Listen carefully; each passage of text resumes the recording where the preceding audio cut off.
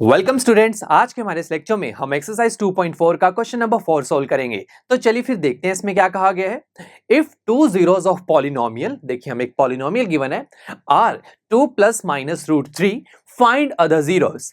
Students, हमें ये polynomial given है और हमें इस क्वेश्चन में बोला जा रहा है कि हमें इस पॉलिनोमियल के जीरोस को फाइंड आउट करना है।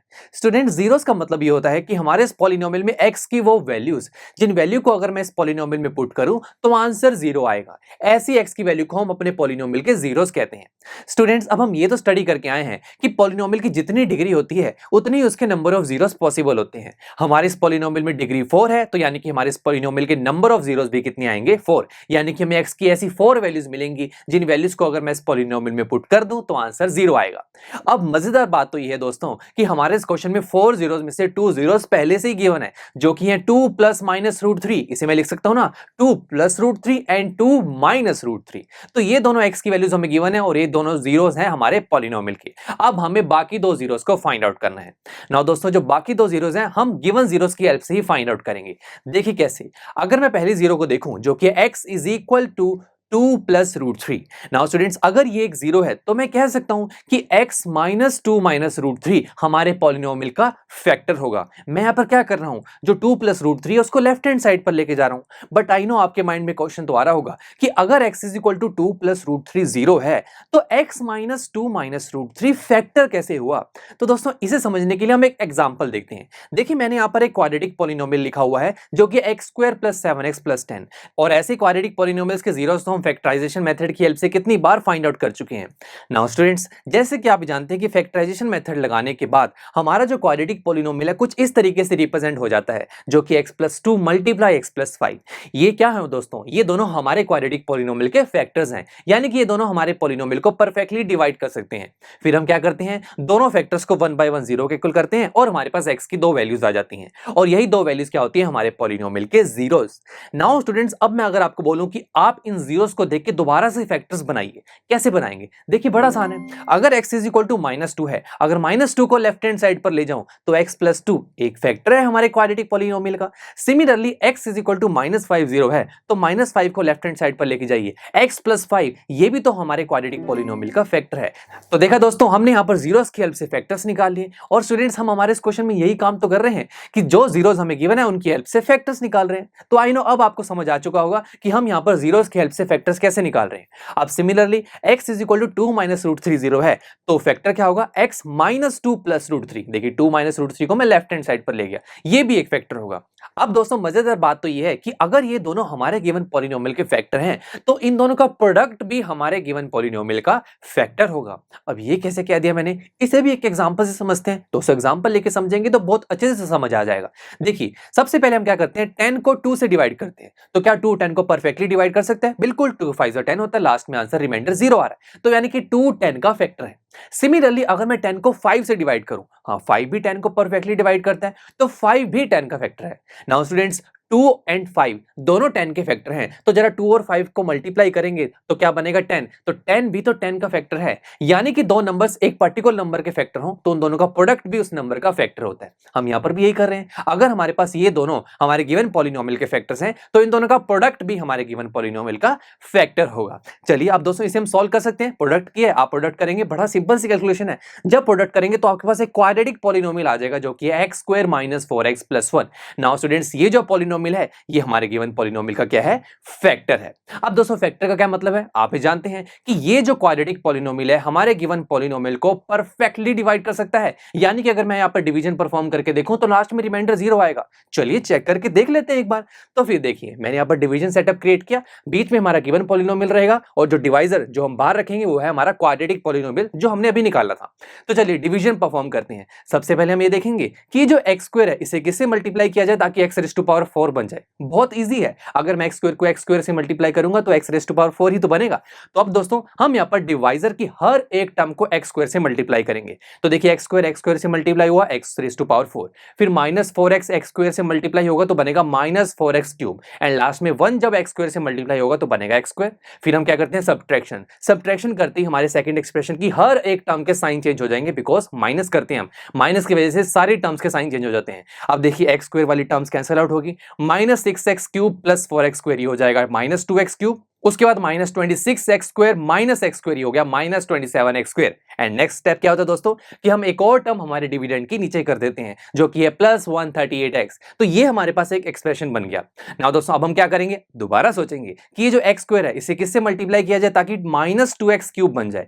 तो दोस्तों अगर मैं x² को -2x से मल्टीप्लाई कर दूं तो बन जाएगा ना -2x³। तो फिर यहां पर हम डिवाइजर की हर एक टर्म को -2x से मल्टीप्लाई करेंगे। तो देखिए ये एक्सप्रेशन हमारे पास आ जाएगा जैसे हम मल्टीप्लिकेशन परफॉर्म करेंगे। Now students next step subtraction करते ही क्या होगा, साइन चेंज हो जाएंगे। तो दोस्तों देखिए 2x³ वाली टर्म्स कैंसिल आउट होगी बिकॉज ये सेम टर्म्स हैं और साइन अपोजिट है, कैंसिल आउट। -27x² और -8x² ये ऐड होंगे तो हो जाएगा -35x²। और उसके बाद 138x प्लस 2x ही हो जाएगा 140x। एंड नेक्स्ट हम क्या करेंगे, एक और टर्म डिविडेंड की नीचे कर देंगे जो कि है -35। तो अब दोस्तों ये एक्सप्रेशन हमारे पास आ गया। नाउ स्टूडेंट्स अब आप क्या करेंगे, दोस्तों फिर से हमें सोचना है कि हमारे डिवाइजर की जो फर्स्ट टर्म है x², अब इसको किससे मल्टीप्लाई किया जाए कि -35x² आ जाए। तो बहुत सिंपल है, x² तो है ही यहां पर, बस -35 चाहिए ना। तो x² को अगर -35 से मल्टीप्लाई कर दूं तो -35x² आ जाएगा। तो फिर अब हम हमारे इस पूरे डिवाइजर को -35 से मल्टीप्लाई करेंगे, इसकी हर एक टर्म -35 से मल्टीप्लाई होगी और ये एक्सप्रेशन हमारे पास आ जाएगा। अब अगेन सब्ट्रैक्शन करेंगे, साइन चेंज होंगे और मजेदार बात तो दोस्तों ये है अब कि यहां पर जो सभी टर्म्स हैं वो कैंसिल आउट हो जाएंगी बिकॉज सभी टर्म्स सेम है, साइंस अपोजिट है, कैंसिल आउट, रिमाइंडर आ गया 0। तो अब हम यहां पर श्योर होकर कह सकते हैं कि ये जो क्वाड्रेटिक पॉलिनोमियल हमने निकाला था ये हमारे गिवन पॉलिनोमियल का फैक्टर है। अब दोस्तों यहां पर एक बड़ी मजेदार और ब्यूटीफुल चीज ये आती है कि यहां पर हमारे इस पूरी डिवीजन में ये जो क्वोशंट आया है जो कि x² - 2x - 35, दोस्तों ये जो क्वोशंट है ये भी हमारे गिवन पॉलिनोमियल का फैक्टर होगा। अब ये कैसे कह दिया, इसे मैं एक एग्जांपल से समझाता हूं। देखिए यहां पर आप 10 को 2 से डिवाइड कीजिए। अब 2 10 को परफेक्टली डिवाइड करेगा, 2 5 10, रिमाइंडर 0 आ रहा है। तो हम कह सकते हैं कि 2 10 का फैक्टर है। बट अब मैं अगर इस एग्जांपल में 5 को देखूं जो क्वोशंट है, ये 5 भी तो 10 का फैक्टर है। तो सिमिलरली यहां पर भी हम कह सकते हैं कि अगर हमारा क्वाड्रेटिक पॉलिनोमियल गिवन पॉलिनोमियल का फैक्टर है तो ये जो क्वोशंट आया है ये भी हमारे गिवन पॉलिनोमियल का फैक्टर होगा। चलिए अब दोस्तों हम कहां तक पहुंच चुके हैं उसे लिखते हैं। देखिए ये हमारे पास गिवन पॉलिनोमियल था, इसके दो फैक्टर्स हमें पहले से पता थे, हमने जीरोस की हेल्प से फैक्टर्स निकाले थे। वो दो फैक्टर्स कौन से थे, देखिए मैं लिख रहा हूं, x - 2 - √3 और था x - 2 + √3। अब हमने एक और फैक्टर और निकाल लिया जो कि है x² - 2x - 35। चलिए मैं इस एक्सप्रेशन को दोबारा से आपके सामने लिखता हूं। तो देखिए यहां पर हमने हमारे इस गिवन पॉलिनोमियल को 3 फैक्टर्स की फॉर्म में रिप्रेजेंट कर दिया।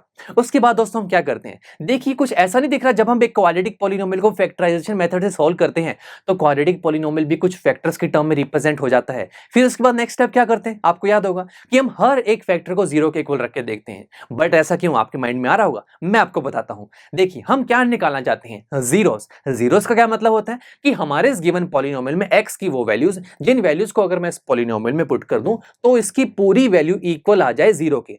अभी के लिए क्या हमारा गिवन पॉलिनोमियल इक्वल है 0 के? नो माय फ्रेंड्स, अभी तो हमारा गिवन पॉलिनोमियल 3 फैक्टर्स के इक्वल है। बट स्टूडेंट्स मैं यहां पर राइट हैंड साइड को 0 तो कर सकता हूं, कैसे? इन 3 फैक्टर्स में से कोई भी एक फैक्टर 0 हो गया तो सारी राइट हैंड साइड 0 हो जाएगी बिकॉज ये तीनों फैक्टर्स आपस में मल्टीप्लिकेशन में है। तो हमारे पास 3 केसेस बने कि हमारा जो गिवन पॉलिनोमियल है वो 0 के इक्वल तब हो सकता है या तो जो फर्स्ट फैक्टर है x - 2 - √3 0 के इक्वल हो जाए, या फिर सेकंड फैक्टर x - 2 + √3 इक्वल हो जाए 0 के, या फिर दोस्तों जो ये थर्ड फैक्टर है जो कि क्वाड्रेटिक पॉलिनोमियल है x² - 2x - 35 ये 0 के इक्वल हो जाए। इन 3 केसेस में से कोई भी एक केस चल गया तो पूरी राइट हैंड साइड 0 हो जाएगी। चलिए इन तीनों केसेस को अब सॉल्व करते हैं।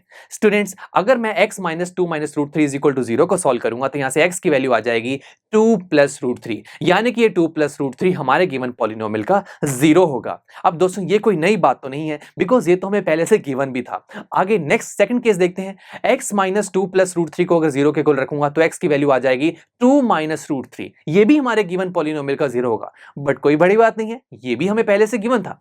अब लास्ट देखते हैं दोस्तों, ये जो क्वाड्रेटिक पॉलिनोमियल है अगर ये 0 के इक्वल हो गया तब भी राइट हैंड साइड 0 के इक्वल आ सकती है दोस्तों। अब स्टूडेंट्स यहां पर छोटी सी प्रॉब्लम ये है कि मैं इस क्वाड्रेटिक पॉलिनोमियल से अब x की वैल्यू कैसे निकालूं। फर्स्ट और सेकंड केस से तो x की वैल्यू निकालना बड़ा ही आसान था, अब बताइए थर्ड केस से कैसे निकालें।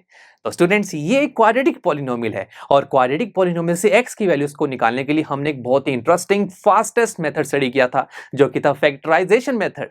तो बस अब हम यहाँ पर पहले फैक्टराइजेशन मेथड की हेल्प से इस क्वाड्रेटिक पॉलिनोमियल में x की वैल्यूज को फाइंड आउट करेंगे, और जो x की वैल्यूज हमारे पास आएंगी वो हमारे गिवन पॉलिनोमियल के जीरोस होंगे। तो शुरू करते हैं, इसे अलग पेज पे करेंगे। देखिए ये मेरे पास एक क्वाड्रेटिक पॉलिनोमियल था। अब फैक्टराइजेशन मेथड के लिए हम क्या करते हैं, हमारे क्वाड्रेटिक पॉलिनोमियल की जो मिडिल टर्म है जो कि है -2x, इसे स्प्लिट करना चाहते हैं हम।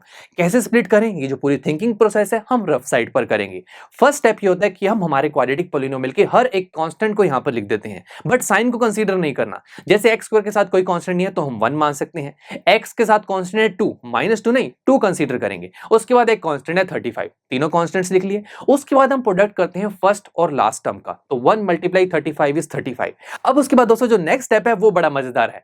उसमें हम क्या करते हैं, कोई दो नंबर सब सोचने हैं जिनको मैं मल्टीप्लाई करूं तो 35 आए, और उन्हीं दोनों नंबर्स को ऐड या सब्ट्रैक्ट करने पर मिडिल नंबर यानी कि 2 आ जाए। सोचते हैं, अगर मैं लेट से 7 और 5 कंसीडर करूं तो 7 × 5 प्रोडक्ट किया दोनों नंबर्स का 35 आ रहा है, बहुत बढ़िया।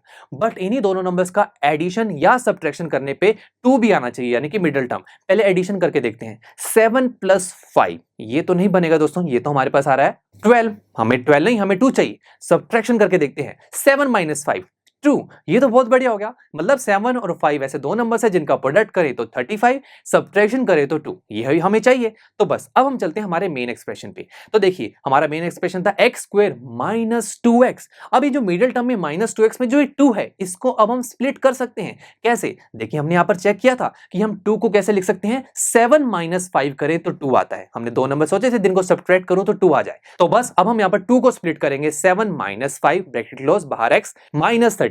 अब नेक्स्ट स्टेप में दोस्तों ये हो जाएगा x²। अब जो ब्रैकेट वाली टर्म्स है वो x से मल्टीप्लाई होंगी तो बन जाएगा -7x + 5x -35।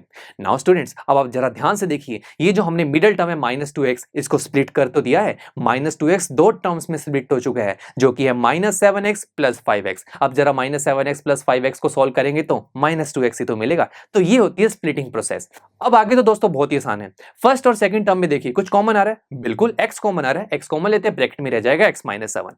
बट अब जो लास्ट के 2 टर्म्स हैं, अब आपको लास्ट के 2 टर्म्स में से ऐसी चीज कॉमन लेनी है ताकि ब्रैकेट के अंदर सेम वही चीज आ जाए जो पहले है। यानी कि पहले अगर x -7 है तो अब भी x -7 आना चाहिए। तो स्टूडेंट्स अगर मैं यहां पर 5 कॉमन ले लूं, 5 कॉमन लेते हैं तो ब्रैकेट के अंदर आ जाएगा x -7। तो बहुत बढ़िया, देखिए ब्रैकेट्स वाली टर्म सेम आ चुकी हैं। अब स्टूडेंट्स यहां पर अब हमें इस एक्सप्रेशन से देखने को क्या मिल रहा है कि x -7 कॉमन आ जाएगा। कॉमन ले लेते हैं, x -7 कॉमन लेंगे तो ब्रैकेट में रह जाएगा x + 5। तो अब हमारे पास एक्सप्रेशन क्या बना, x -7 × x + 5 = 0। इस एक्सप्रेशन को देखकर क्या समझ में आ रहा है कि यहां पर x -7 और x + 5 जो मल्टीप्लाई होंगे तो आंसर 0 आएगा, ये पता लग रहा है इससे। बट आप सोचिए जरा ध्यान से कि x -7 और x + 5 ये दोनों मल्टीप्लाई होकर 0 के इक्वल कब हो सकते हैं दोस्तों, मल्टीप्लिकेशन। ये दोनों आपस में मल्टीप्लाई में है, यानी कि अगर इन दोनों में से कोई भी एक 0 हो गया तभी आंसर 0 के इक्वल आ सकता है। ये तो बात आप मानते हैं।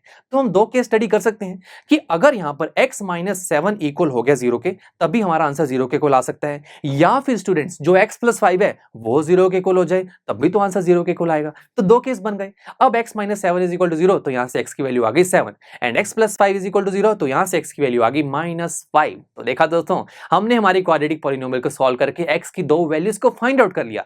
चलिए अब दोबारा से अपने पेज पर चलते हैं। यहां पर हम रुके थे ना दोस्तों, यहां पर हम कंफ्यूज हो गए थे कि x की वैल्यू कैसे निकाली जाए, बट हमने फैक्टराइजेशन मेथड की हेल्प से बड़े आसानी से x की दो वैल्यूज को फाइंड आउट कर लिया जो कि थे 7 एंड -5।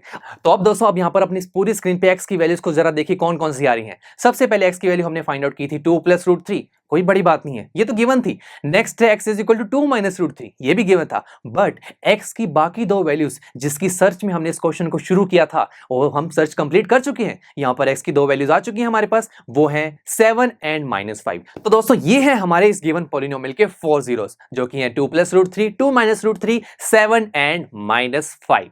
तो देखा कितना इंटरेस्टिंग क्वेश्चन था, एंड स्टूडेंट्स इंपॉर्टेंट भी बहुत है, तो आप इसे ध्यान से कीजिएगा और आप इसकी प्रैक्टिस कीजिए। बहुत ही सिंपल सा क्वेश्चन है, देखिए हमने स्टेप बाय स्टेप कितने आसानी से क्वेश्चन को सॉल्व किया और हमारी प्रीवियस नॉलेज ही यहां पर काम आई, कोई न्यू चीज नहीं आई यहां पर।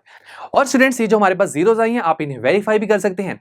1 बाय 1 इन जीरोस को अपने गिवन पॉलिनोमियल में पुट करके देखिए, अगर आंसर 0 के इक्वल आता है तो वेरिफिकेशन हो जाएगी। ये आप खुद चेक करके देखिएगा। चलिए अब हम नेक्स्ट लेक्चर में हमारी मिसलेनियस एक्सरसाइज का लास्ट क्वेश्चन जो कि क्वेश्चन नंबर 5 उसे सॉल्व करेंगे। So see you in the next lecture. I am sure students आपको ये लेक्चर काफी पसंद आया होगा और ऐसे ही मजेदार तरीके से अपने हर एक कॉन्सेप्ट क्लियर करने के लिए डाउनलोड कीजिए पीयू स्टैक ऐप को, जहां पर आपके पास और भी बहुत सारे ऑप्शंस होंगे जैसे कि back exercise solutions, tip videos, sample papers and much more. So what are you waiting for? Download the app now.